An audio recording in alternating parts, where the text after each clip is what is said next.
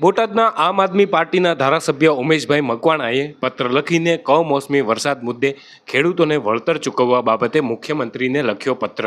બોટાદ, ભાવનગર સહિત સમગ્ર ગુજરાતમાં કમોસમી વરસાદ થયો છે, જેના કારણે ખેડૂતોને ઉનાળુ પાકમાં ખૂબ જ મોટું નુકસાન થયું છે। માવઠાના કારણે નિષ્ફળ ગયેલા પાકોનો સર્વે કરી અને ખેડૂતોને તાત્કાલિક ધોરણે વળતર ચૂકવવામાં આવે તેવી ઉમેશ મકવાણાએ માંગ કરી છે।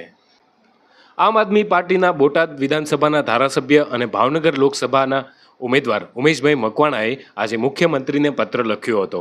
ઉમેશભાઈ મકવાણાએ આ પત્રમાં જણાવ્યું હતું કે હાલ ઉનાળાના સમયમાં બોટાદ, ભાવનગર સહિત સમગ્ર ગુજરાતમાં કમોસમી વરસાદ થયો છે, જેના કારણે ખેડૂતોને ઉનાળુ પાકમાં ખૂબ જ મોટું નુકસાન થયું છે। બાજરી, જુવાર, તલ સહિત બાગાયતી પાકોમાં ખેડૂતોને મોટા પાયે નુકસાન થવા પામ્યું છે। ખાસ કરીને ભાવનગરના સોસિયાના ખેડૂતને ખૂબ જ નુકસાન થયું છે। આ સિવાય દાડમ અને ચીકુમાં પણ ખેડૂતોને મોટા પાયે નુકસાન થયું છે।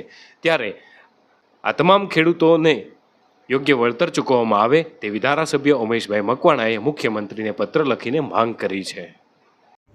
હાલ અત્યારે ભર ઉનાળે ગુજરાતમાં અને ખાસ કરીને મારા બોટાદ જિલ્લામાં અને ભાવનગર જિલ્લામાં વાવાઝોડાને કારણે એટલે કે કમોસમી વરસાદને કારણે ખેડૂતોને જે પકવેલો પાક જે ઉનાળુ પાક છે એમાં ખૂબ મોટું નુકસાન ગયું છે।